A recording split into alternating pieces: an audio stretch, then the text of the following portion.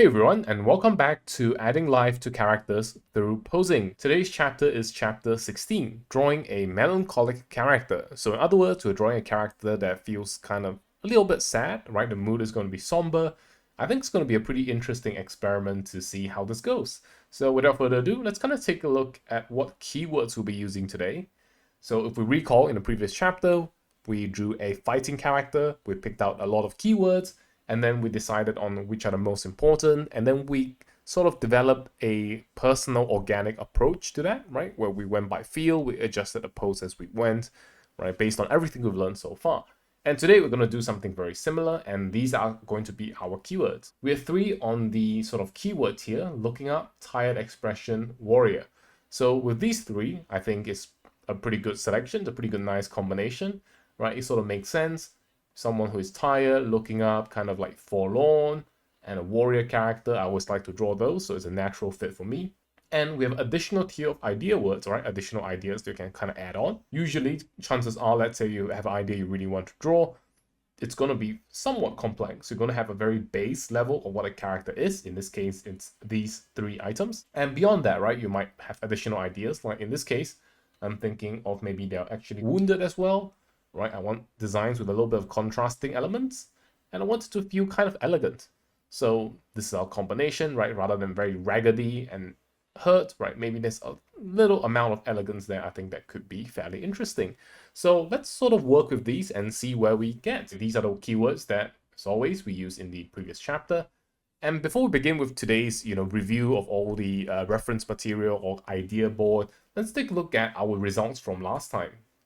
So this is our previous results from chapter 15, right? On the left here is our initial document where we prepared a couple of ideas, right? To illustrate, for example, on the left side here, and it's a little bit small, but as a quick recap, right? We can either go for a direct option or a more indirect option, conveying more like the mood and vibe of the character. So it's either A or B. In the end, I decided to go with B because it's a little bit more of a straightforward, very directly expressive pose that I think makes a good amount of sense. So I decided to go with B, and then slowly we sort of evolve the pose into this final result. So of course, drawing it in relative short notice within 1 hour, the demonstration process was a little bit faster than I would have liked, but hopefully I showed all the meaningful slices during the process, right? The meaningful things like figuring out the pose, figuring out how to adjust the silhouette, little bits of color, right? Indicating how the pose changes via the clothing, how to integrate that design, and finally showcasing the end result. So that was what we did last chapter. Now in today's chapter, let's kind of take a look at some of our ideas. So as I mentioned just now, right, looking up, very, very nice reference there here that I found.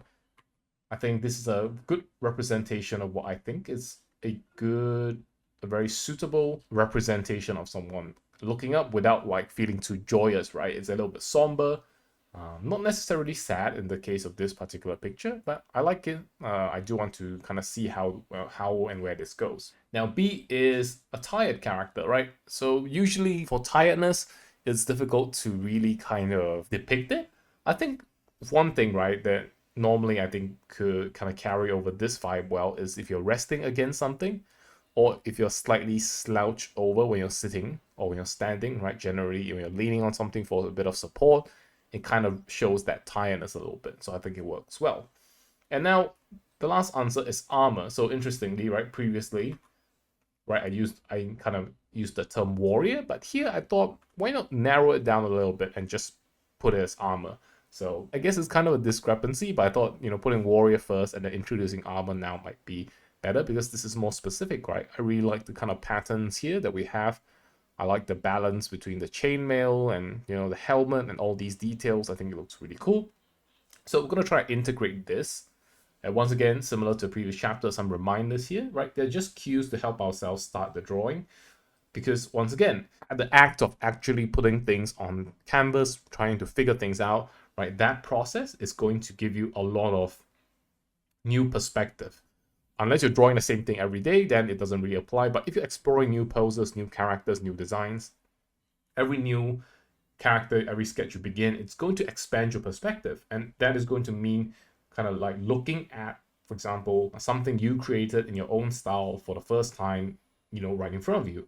And what happens is that you're going to kind of reevaluate, right, what the sketch is like. We did quite a bit of it in the previous chapter, right? Like we had this sketch and then we added on the jacket and then try to figure out how best to kind of, for example, get the camera a little bit closer to the character, right? How do we adjust expression so it feels a bit more serious, right? A lot of things like that we figured out sort of on the fly almost, but I had lots of fun, and in the end we had a decent result. Hopefully we're going to be able to replicate that process today as well. So yeah, just kind of go with the flow, but have a strong backing of knowledge, which is everything that we have built up to this point.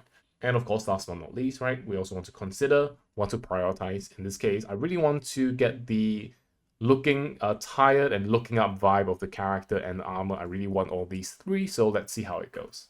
Now, on the additional tier, right, something like wounds, I think could be interesting. It adds a little bit more to their backstory. Elegance, I think is also pretty cool, right? It's kind of like a contrast with wounded as well, right? Let's say even in battle, right, this character still looks very elegant. It's a good vibe. I think it's interesting.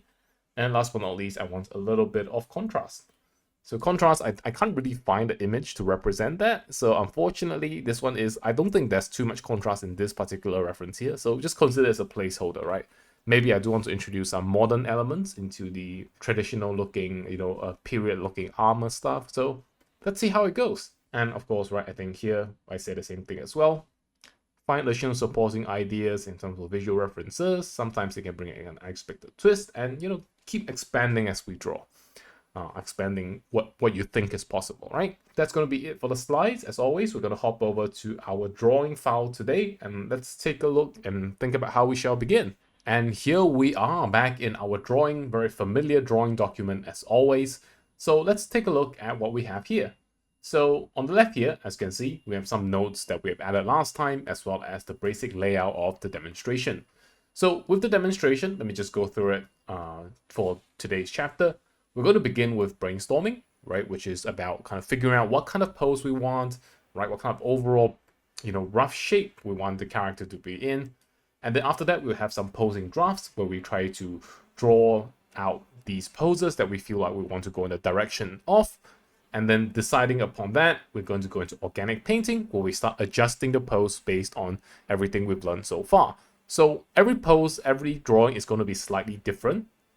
Right, so rather than going through a very rigid, okay, let's begin the drawing and immediately let's sort of figure out the joint anatomy here. For some drawings, it's going to be extremely relevant.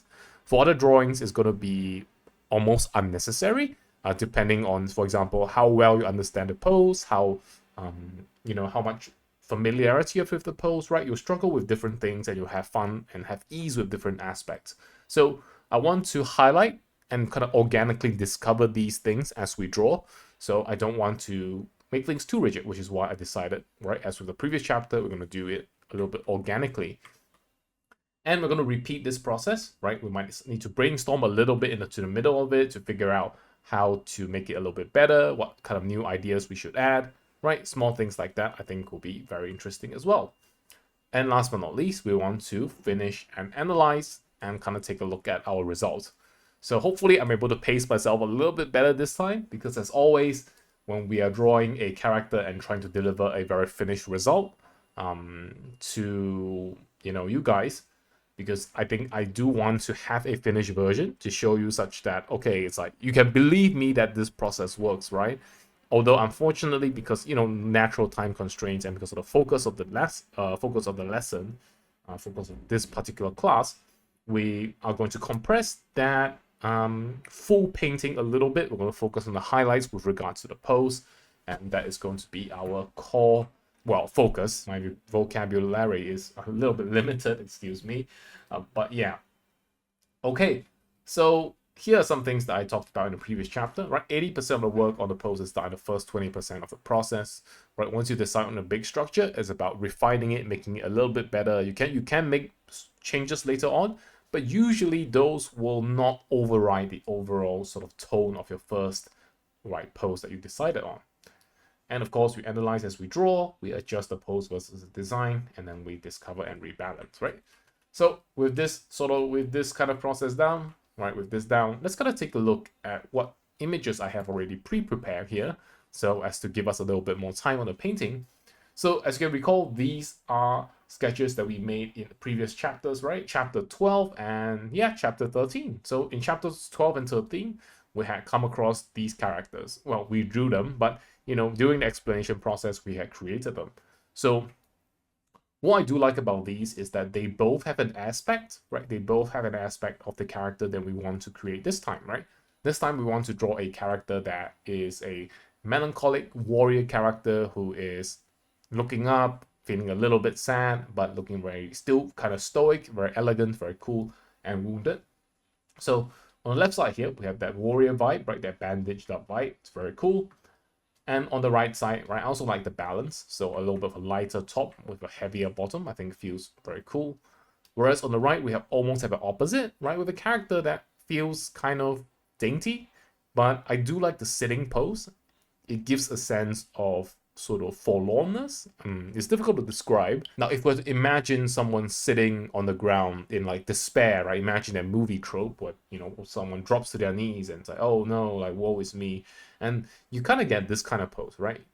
No one's gonna sit cross-legged, right? Because that's, you know, I don't know, just doesn't feel right for the mood. People are gonna sit with their, people aren't going to sit with their legs splayed out because that just doesn't make sense. And generally speaking, right, if you sort of sit like this and you're not even kneeling properly, right, you're kind of collapsed onto the floor like this, it's a pretty good pose. It's a pretty good idea to start with. So I like the sitting pose because it conveys the narrative meaning well, right? It conveys the right mood. It conveys that narrative meaning. Recall all the way back in chapter 2 that we talked about what makes for a good pose. So in this case, right, the pose itself tells a good amount of narrative. It has a healthy amount of narrative content. It gives us some insight into why this person is sitting like this. It makes the viewer think a bit. So I like this base of a sitting pose. Now, of course, this upper body is not going to be what we need. And the reason for that is because, right, she's sitting upright. She's kind of looking off to the side. It looks a little bit more like a pre-pose, right? Pre-posed kind of like photo shoot pose where she's kind of looking off into the distance. It's great for that purpose, but today we're not looking for that. Today what we're looking for is a more stoic character. We want to grab the mood, we want to grab the feel, and we don't want this sort of kind of like drawing. So we're going to have to modify this a little bit. So I've done a little bit of drawing before we began recording. So we have these two here. So these are two possible sitting poses that I thought could work. So one is this one, and two is this one. So one, we just have someone sitting on the floor, right? Hands kind of outstretched, sort of looking this way, right? We can adjust her gaze to look up as well. So you know what? I'm just going to do that. Right? Let's say we adjust her gaze to look up into the sky. Right? Kind of look up into the sky like that. Right? You adjust the scale a little bit. Right, so let's say we adjust it like this. Does it work? I feel like it can work, but it doesn't feel quite as, how do I quite put it? It lacks that warrior vibe, right? Because of the larger dress. Like even if we did give her armor, right? Like even if we did give her armor, pieces of armor like that, right? It still has that. It still has. It doesn't feel very warrior-like, right? The stoicism isn't there. So. Well, stoicism isn't quite the right word, I think, because, right, this character is looking pretty forlorn, looking pretty sad. So I think what isn't there is the pose in general, right? Because with this particular pose, you have your spine sort of curved this way, right? Sure, you can sort of, if you are in a position to do so, feel free to try. Like, just kind of sit down, put yourself in this pose, and try and tilt your head back. Like, it feels kind of awkward, right? Because your whole body is kind of leaning forward. And if you try to move your head back, what you're going to do is, what you're really going to do is that you're going to sort of, your body is going to kind of unfold back this way, right? Your spine's going to move backwards, right? This part is going to go backwards, but your arms are kind of holding your elbows are kind of holding you to your knees, and it's just difficult to move, right? If you just give it a try.